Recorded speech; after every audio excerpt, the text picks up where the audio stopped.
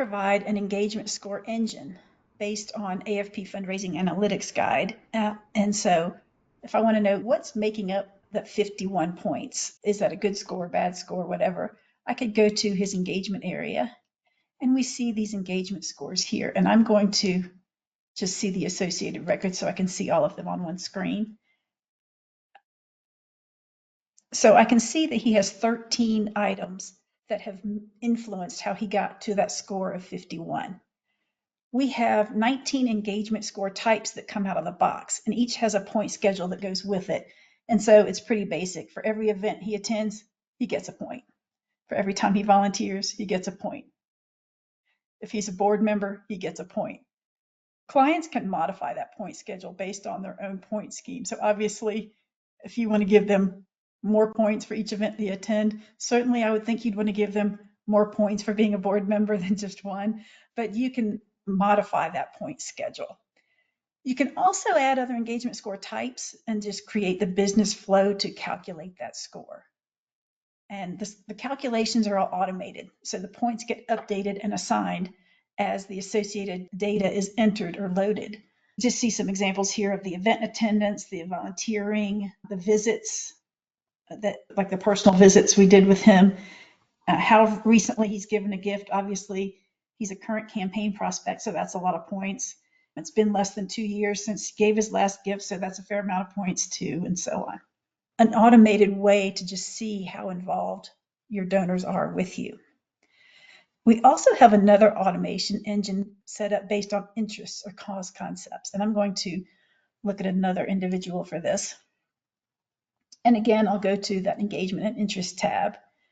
This is our interest engine. So you can mark events or designations or campaigns or volunteer opportunities for specific interests, and you define your own site-specific interests.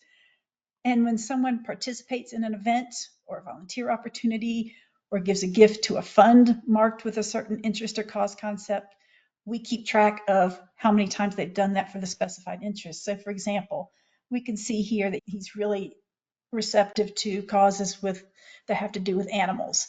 So he's given us 12 gifts related to animal causes. He has volunteered 3 times and been involved with 6 campaigns. And like maybe counseling for troubled teens, you can see he's been to events, he has been involved with some campaigns and some volunteer activity, but he hasn't given us any gifts yet. So we might use that to try to target him for a specific appeal for that type of thing.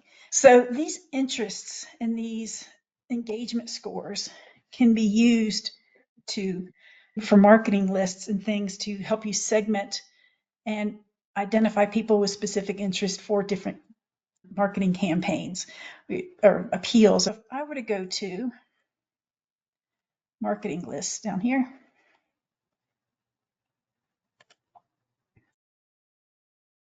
and we have a lot of marketing lists, so I'm going to do a filter up here for anything around food.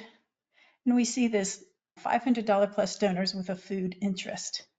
You can have static and dynamic marketing lists. So dynamic ones are just going to be based on filters and queries, and they automatically update based on when someone meets that criteria or falls off, doesn't meet that criteria anymore.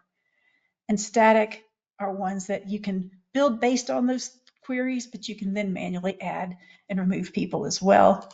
But if we drill into this one, I can see the people that have been added to it.